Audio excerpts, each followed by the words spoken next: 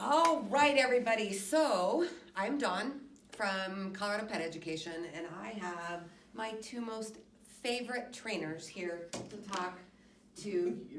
The only trainers, but never mind. So I get to play reporter today. We have had multiple conversations about kind of this topic and other things related to this topic, and so we thought, let's have a conversation about it. And so I'm gonna we're not gonna look at the video and everything. We wanna just kind of have a conversation and make it seem more natural. And so I know Sandra moved here from California. She was a trainer out in California, and then you moved here. And in Arizona. And in Arizona. Yes. And you moved out here a little over 5 years ago. Correct. And have been doing lots of training and things. And I've known Fran for 10 years, at least.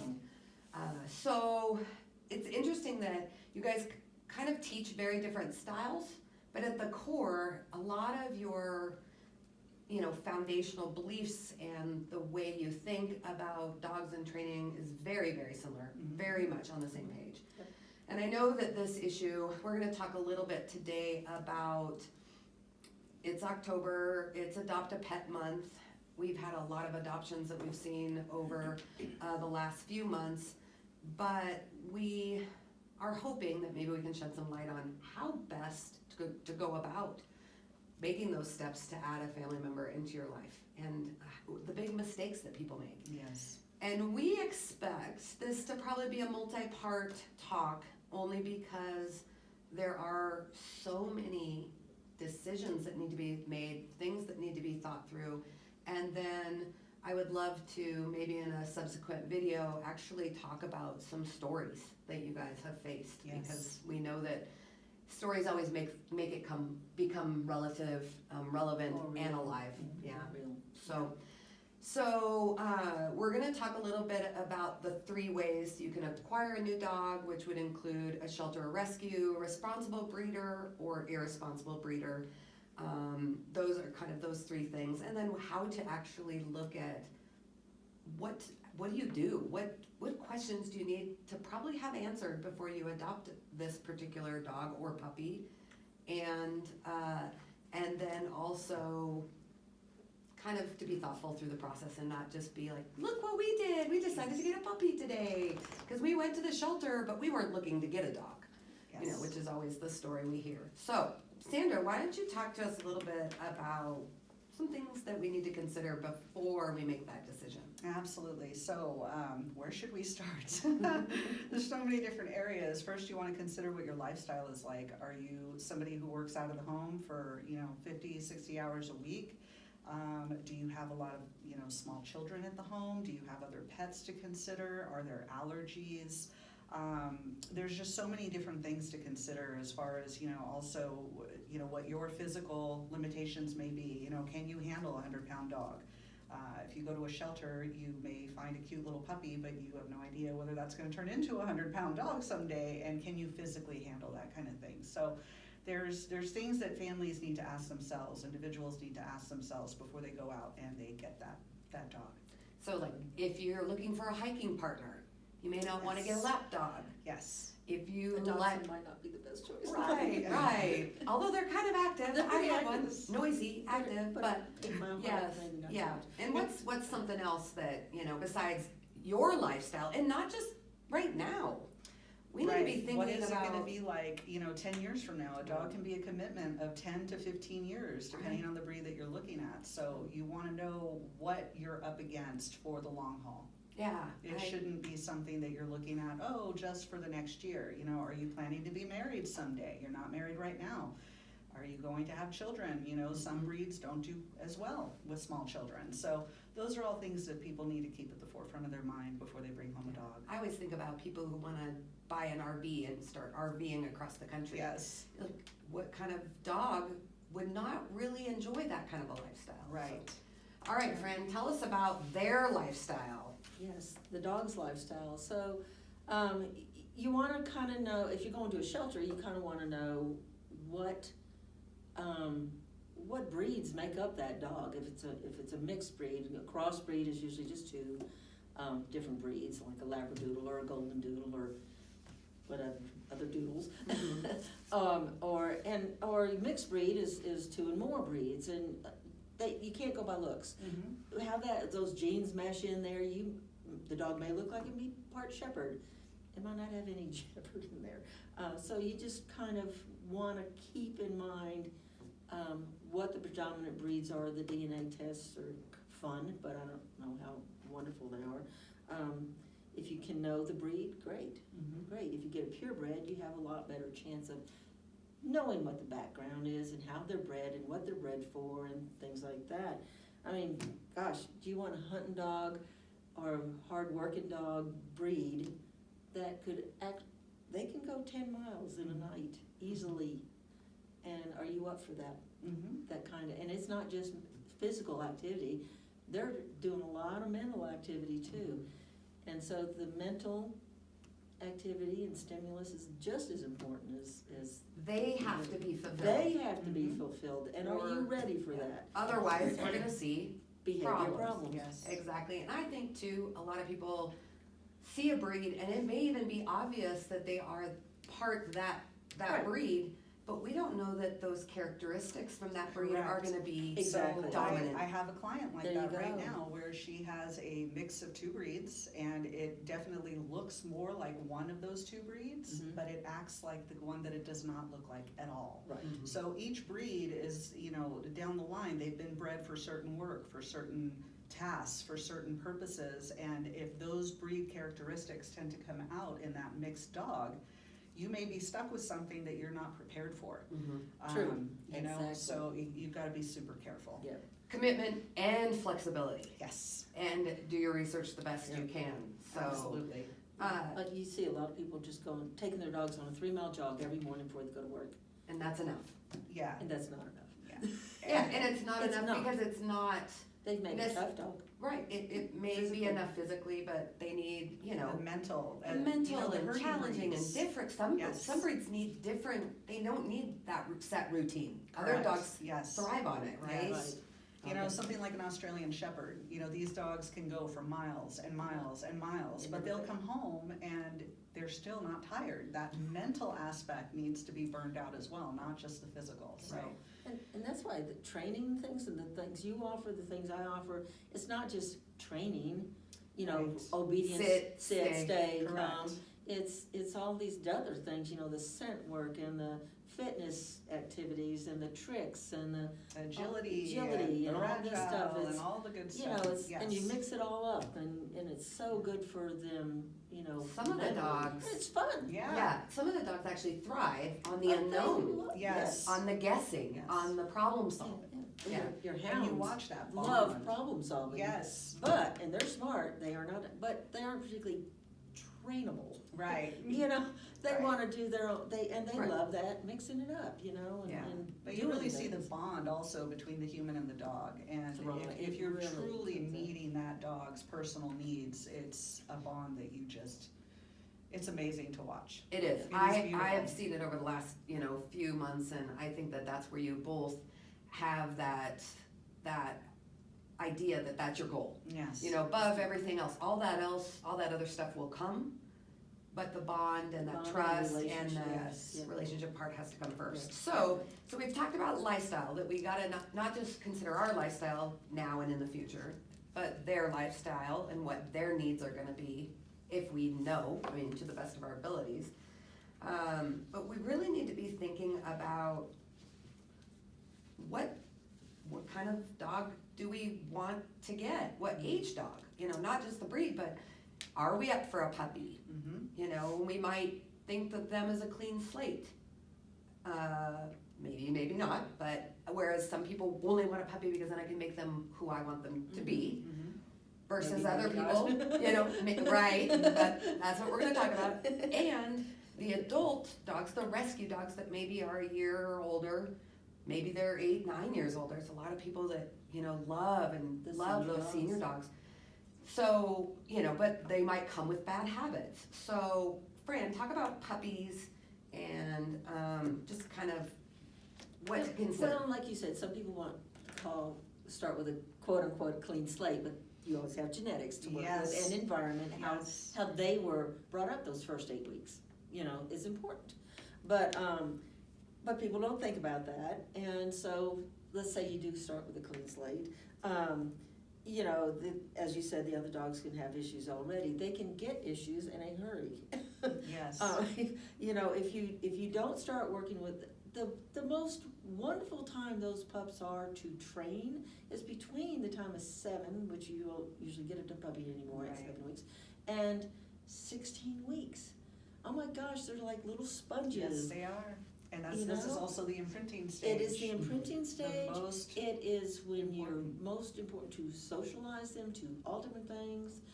They will probably go through a little fear period in there Mhm. somewhere, but if you work them through it gently, you know, they come out they learn to be confident and trust in you and look to you as a leader. And so it's really a wonderful, wonderful thing, but you have to work for it. And it's a lot of work, and oh my God, most of them go through a velociraptor stage, and you know, they bite, and it's those little needle sharp teeth. Puppy stages The that puppy we, stages, Yes. it doesn't matter if you have a King Charles, or if you have, you know, a German Short-Hair Pointer, or Vizsla, or German Shepherd, or Newfoundland, they go through puppyhood, Yeah. and And they go through teenagehood. And a they lot of go people through- don't know Exactly. about that teen phase. Yeah. and now I did a puppy class, isn't that enough? Yeah, It is It's not enough. I was like, I'm going, be prepared to invest in good training Yes, for that, at least for the first year. absolutely. So you know, this brings up a really interesting concept. So I was thinking, you know, I've got a 16-year-old dog, and people keep asking me if I'm gonna get another dog, and I'm like, man, knowing what I know, I don't think I have the energy to get a puppy again. I don't think I could put the time in to do it right. Mhm. Then I'm thinking, wait a second, right? Why is it so difficult now versus When you have kids. when, you know, 20 years ago, we didn't do all this stuff. We had dogs, they were fine. And then what you have to realize is we expect more from our dogs now. Yes. We do more with our dogs now. We Yes. travel more. We have dog parks. We didn't have dog parks back then. Yeah. We have we have restaurants with, you know, patios that, Yes. you know, and so that's where, yeah. You expect a lot more, and the society expects more out of your dog. Yes. Isn't that crazy? They're allowed so many more places Yeah. now. Privileges. So it's, Yeah. you know. So it's Yeah. necessary, if you want your dog to be a dog you can take places. Get 'em Which they socialized. love. Right. They do, Yeah. and get them trained, Yes. you know. Yeah, I was thinking about that, like, why is it so much harder now than it was 20 years ago? Yeah.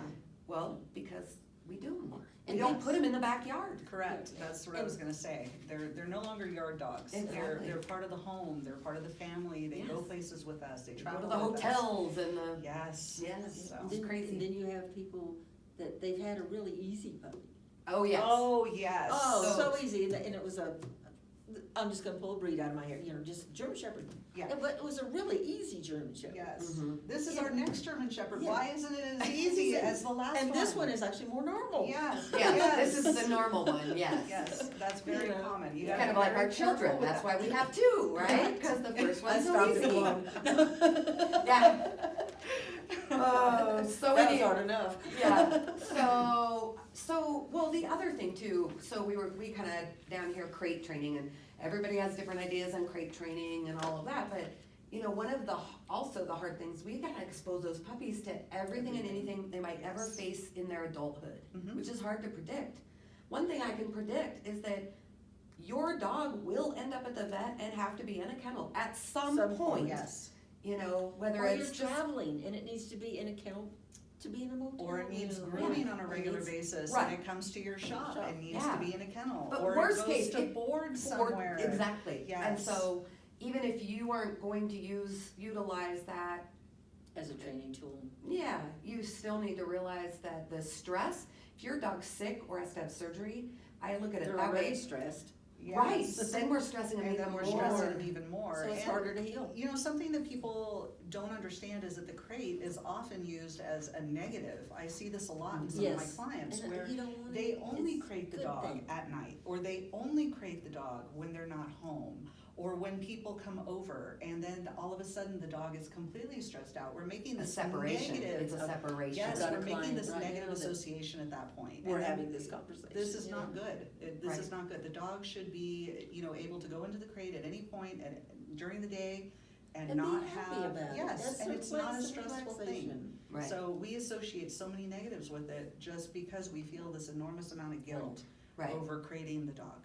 right, so that's interesting. So make the That crate a happy place. Yeah, that Yes. the negative association is, I have to leave and go to work, and I'm so sorry, I have to, I'm gonna be Yes. gone all day. Or, 80-year-old Nana's coming over right now and I can't have this 90-pound dog running all over grandma, and now the dog is sitting in the crate going, why can't I be part of the family?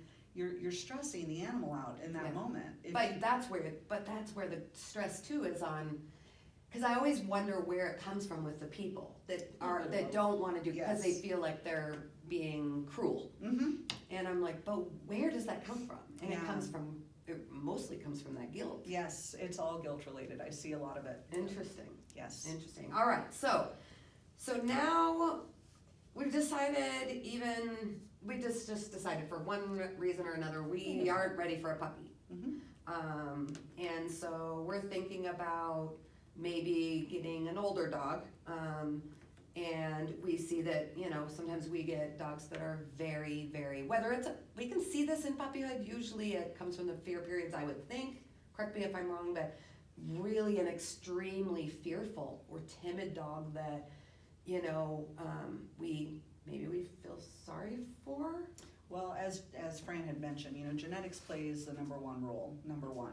Environment is a close second to that. What they experience in early puppyhood, the foundation, the imprinting stage before that 16th week of life is really going to develop what those genes have assigned at birth. You can see in a very young puppy, in a mix of 10 puppies in a litter, you'll notice the variation in the temperaments.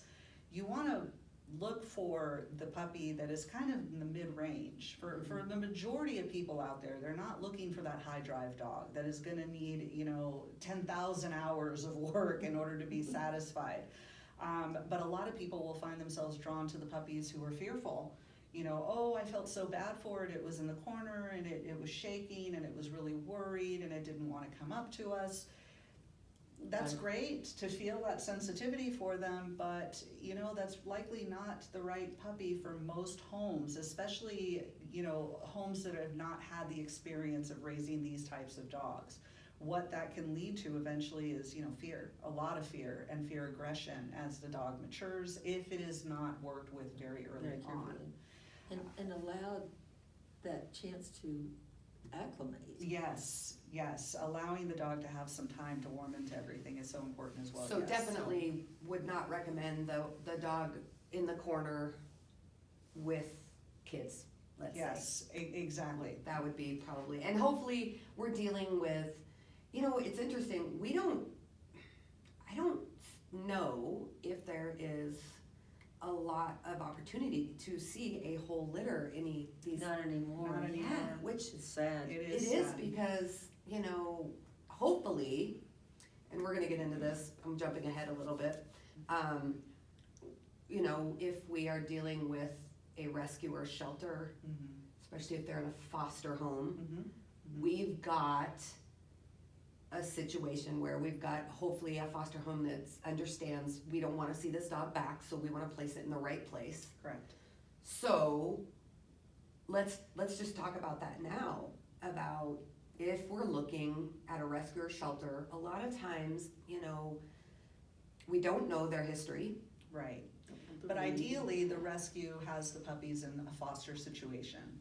And the longer that the puppy or the dog has been in the foster home, the more that person is gonna know about the dog's individual personality. Exactly. So Fran, always mentions the threes, Yeah. which is a fantastic way to look at things. Yeah.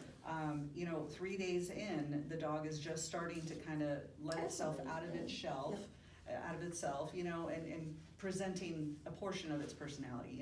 3 weeks in, you're really starting to see that dog's personality. 30 days in, all right, the dog is pretty well acclimated.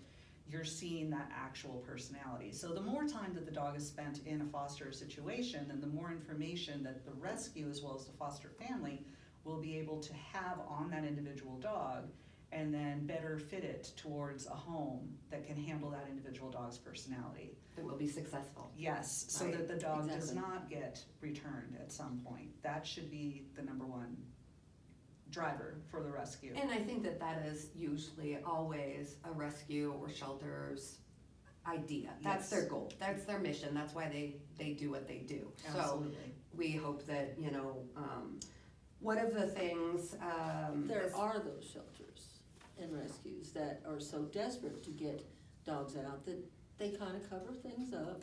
So, I mean, it's just things to be aware of. Yeah. I mean, so asking Asking questions. questions. Yes, asking tons of questions. I mean, if they're in it for really the benefit of the dog, and most are, they're happy. They want people asking questions. Yes. A good breeder is gonna be asking you as many questions Absolutely. as you're asking them. Yes. So in Colorado particularly, we tend to get a lot of Right. dogs in from out of state, Correct. because we don't have a lot of stray issues here. So Yeah. we tend to get in dogs from, flood areas, from hurricanes, Right. That's what I did. running for wild on the many streets. years, for several Right, so I guess the question then is how do we, are they gonna know that? They aren't gonna know what happened before, and sometimes they'll try to guess, or they'll, because the dog acts a certain way, and a lot of times the dog is fearful about hands coming over its head, or backing away from a certain person, especially men. It's not so much that they've been abused, Correct. it's they've not been socialized. Yes. And you see a lot of that in the res dogs, the reservation dogs. They haven't been and if they have, it's been like, shoot, go away, they're little Right. street dogs. And some of them make wonderful pets, but it's just be aware of, the shelter probably doesn't know a whole lot about them. What they do know is what they've had them when they're there in the shelter. Yeah. And Colorado, as a rule, the bigger shelters and rescues won't take a dog that has a bite history Mhm. or shows aggression towards other dogs or people. So they kind of screen a little bit, Mhm. Okay. and then they'll see more when they get them in and things like that. So ask questions, ask questions, ask questions. Okay. Lots of questions. So, are all shelters and rescues have good reputations? Nope. Some do not. Is that a loaded question I'm asking? No, it's So- not really loaded. I mean, it's just being aware of, so. How would I know? Ask your vets, ask your neighbors, your friends, friends, your family. Go to Your trainer. your trainers, gee, wow. Yeah, how about that? You know, if you have friends who've adopted a dog, where'd you get that dog, Yeah. Mhm. And there's Well, so yeah. many here in Colorado, oh my gosh. There Yes, is. and both Fran and I have trained so many rescue dogs, over the COVID period, we've called them COVID puppies. Yes, we Everybody have. went out and got a puppy. So we've seen a lot of dogs from a lot of different locations, so, asking local trainers to you is helpful. They'll kind of see a pattern happening. Right. If a Yeah. bunch of dogs are being adopted from a certain location and they all tend to have the same types of behavioral issues, that kind of puts, two and two together. Exactly. It's good. I love that, because I think that we all just think because they have a 501c3 or they have a building or they have a ton of volunteers that, Right. that must be great. And, Right. and again, everybody's heart, I know they wanna do, but sometimes it just, bad experiences. Yes. I mean, I've known some rescues that have had some really bad experiences with volunteers or bad experiences with people who have adopted Right. dogs, Right. so. And what kind of trauma did that dog go through coming up here? Well, exactly. They Like may have been nothing- through 2 or 3 shelters while they're out of state, Yeah. passed around. Yeah. Yeah. And then they come, get on a, 800-mile transport with in a van of 30 other dogs. Exactly. Can you And- imagine? And, yeah, I know. I mean, what they're thinking, I can't even There's imagine. most of them are stressful. just, It's and incredibly and stressful. the people who drive those are saints, most of them. I mean, they have to listen to a lot of stuff Yeah. and stop and you know, if they need to potties, but, Potty breaks. but anyway, so it can be quite traumatic for them. They need to decompress. Yes, You know? time is always your friend. And shelters, Patience, right? Yes, a lot of patience and times, time. literally, they get them off the van. And this is very reputable, you know, shelters, get them off the van, they vet them. They may have given them the third rabies shot because, Yes, I yeah. mean, and that can be, you can go into a lot about what that can, and it can lead to aggression, it can lead to other health problems later down the road.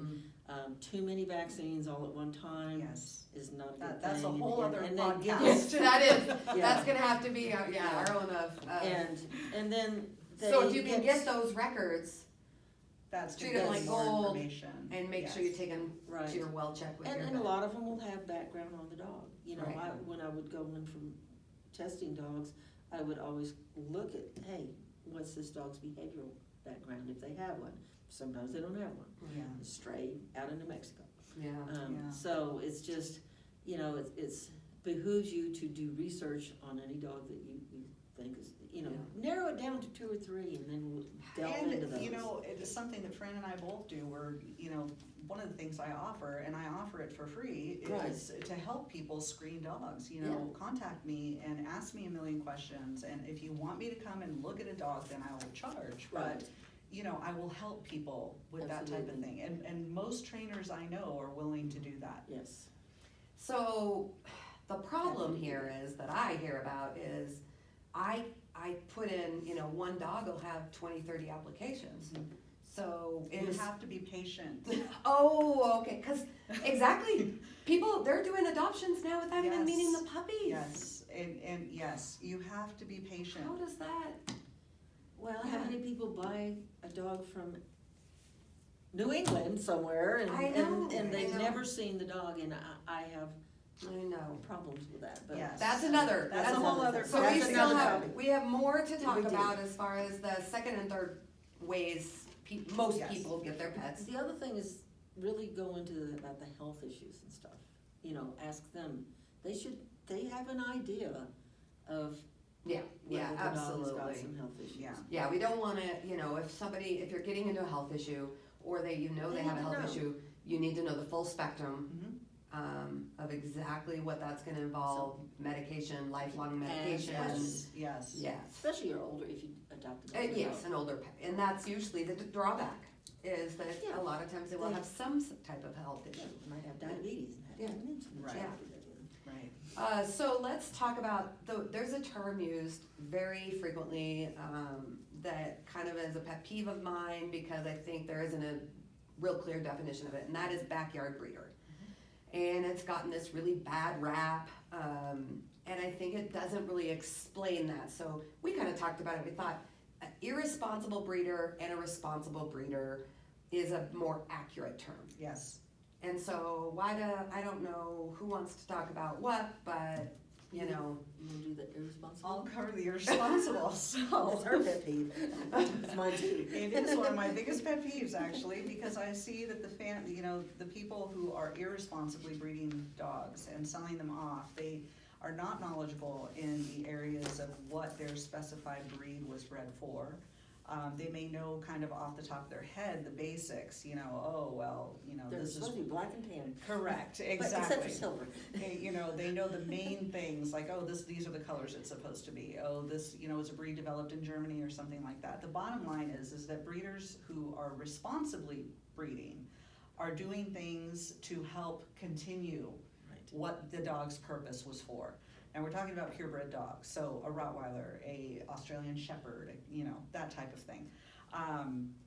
Irresponsible breeders, easy way to kind of tell is they don't really do any showing with their dogs. They don't title their dogs. They're not out competing in obedience or agility or conformation. These types of events are telling you a lot about the dog's conformation, a lot about the dog's temperament. Can they handle the pressure in those types of environments? If those dogs can handle that pressure and they're winning because they meet the breed's criteria, every breed has a breed standard, then they're passing on good genes. So the puppies are not going to have as many temperamental issues or health issues. So those are the two big ones temperament issues and the health issues. And this is all directly correlated to how the dogs were bred. What were the parents like? What were the grandparents like? So with irresponsible breeders, they can tell you very little about their dog's history or their makeup. They'll brag that it's, well, my dogs are AKC registered. Quite honestly, AKC registration papers are not worth the ink and the paper that they were printed on. It means nothing. I've even known like litters that are not purebred that can get AKC registered. Correct, yes, it's that Any easy. puppy mill has got, pretty much any puppy mill Yes. is AKC registered. Yes. Right. Irresponsible breeders, they're not testing their breeding stock for health issues, things like elbows and hips. Hips are a major issue in most of the large breeds. And if breeders are not doing things like the OFA screenings, they're passing on bad genes, and then the owners are left to foot that bill. And Heartbreak. bad hips, Eyes. bad eyes, bad heart. These are thousands of dollars down the line and 10 to 12 years worth of commitment. I can't tell you how many puppies I've seen at a year old that have bad hips and require a $10,000 surgery. So you can avoid that. You can greatly reduce that issue. Can't wipe it out completely. Correct, but you can greatly reduce the risk by staying away from the irresponsible breeders. Cool. Another thing, Oh, sorry. yes, it's okay. Irresponsible breeders are not, here's 10 puppies, go ahead and choose whoever you would like.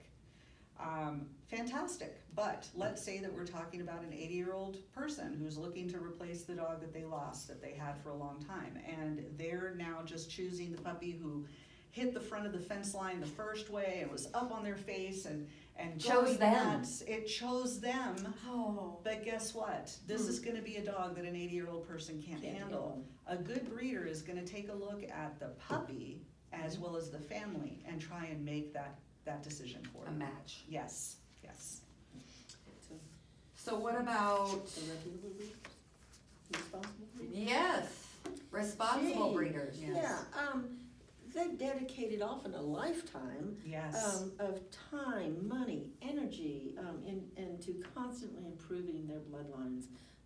They breed to the standard.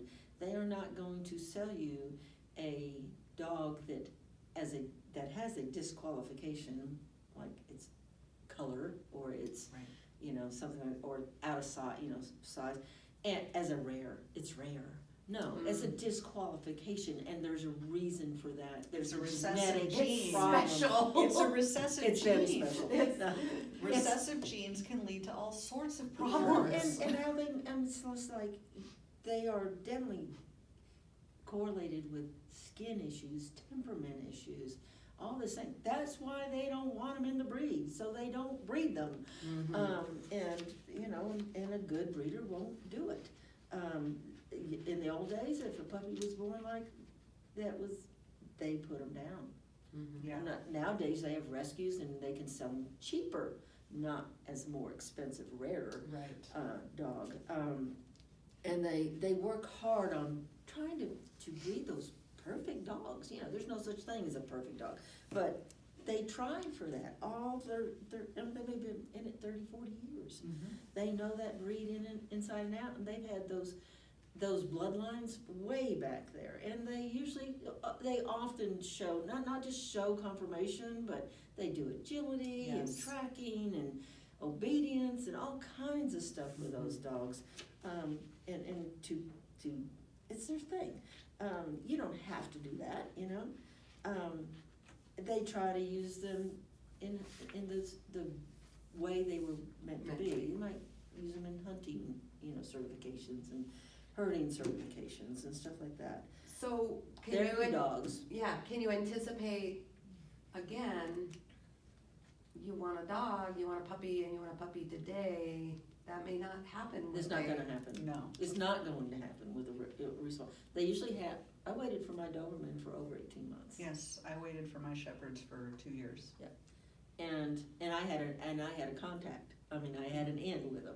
So Me because too. of my So the instant gratification It's thing not is, gonna does happen. not pay off. It doesn't pay off, and they're gonna screen for whatever. Every breed has Has got its own. certain tendencies, certain cancers, certain heart problems, certain things that are in the breeds now. I mean, in our foxhounds, we didn't see they lived to 10 and 12 years old, were still hunting and didn't have any problems, you know, but, you don't find that nowadays so much, but, And it just- I also find that the popular breeds tend to have the most health Sure, issues. because Yes. they are in they get in with the people who aren't careful about the breeding. Yeah. Correct.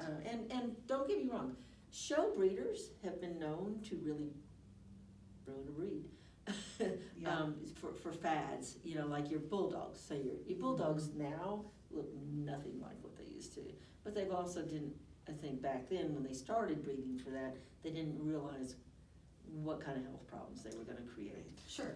So now they trying to weed some of that God out. made them a certain way for a certain reason. Yes, and, so a good breeder is gonna. Is that funny? It's funny, But but I it's mean, true. it is. Yeah, it is. Yeah. I'll tell you a story And, about and a good some- breeder's gonna do health Yeah. warranties and guarantees. Yeah. Yes, health warranties, contracts. A good breeder, a responsible breeder will have a very detailed Right. contract. Very. Yes, a responsible breeder will insist in that contract, if you, for whatever reason, cannot have this dog anymore, it must Goes come back to me. them. Along with a lot of the rescues and shelters will do that as well. Correct. And it's a Correct. requirement, which I think is great. Yes, because, you know, absolutely, I because then know. dogs aren't just being thrown out on the Yeah, road. they go to the, Yeah. well, I know that, they've microchipped them, you know, some rescues and that, you know, people take them back because they don't want to take them back to the rescue, so they take them to a shelter and then Correct, they and then there's the shelter, yes. calls up the that's rescue and happened. says, guess what? That's happened a lot. Rude. Yes, So, it's yeah. not nice. Yeah. All right, I think we've spoken enough on this topic for today. You agree? I think we're good. So I would love to talk, I know we wanna talk about some stories of situations and also, you know, maybe give them some tools to, if you've decided on a puppy and you wanna give us some tools on exactly what to look for. If we have, that's the other thing, I guess we can look at standalone puppies because a lot of times we won't have the whole litter to compare them to, so maybe it's a standalone, but I guess I would just ask anybody who might have questions to, you know, make notes or send us an email, you know, they can reach you at zendoggiellc@gmail.com Yes, ma'am. and Fran at Creating Forever Dogs. .com, Yeah, contact contact at creatingforeverdogs.com, and then of course, you know, message us, but we appreciate, you, hopefully this has been helpful information, and we'll just, keep bringing it to you, and if you wanna listen to it, that'd be great, because if we can, you know, really make some, I guess the whole thing is there's no guarantees. Correct. The moral of No the story is guarantees. no guarantees, Yes. but if you do your homework and do your research and you be Yes. patient. And do your work after you get the pup. Right, Or dogs. right.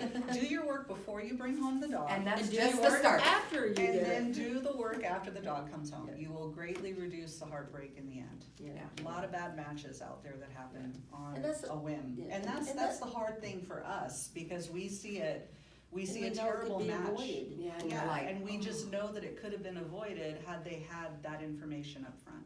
Right. So, which is why I'm very passionate about this subject and willing to help anyone who will listen Yeah. to help guide them. Thank you guys for your time. Thank It's you. Thank been you. really A lot. great. I mean, I know we've had these conversations before, but just Yeah. even sitting down and just really digging in, I think really helps. Sandra and I can get I know, crazy. I We know. can go off for hours. Hours and hours. I know. I've witnessed it. Anyway, thank you girls so much. Thank you. Bye.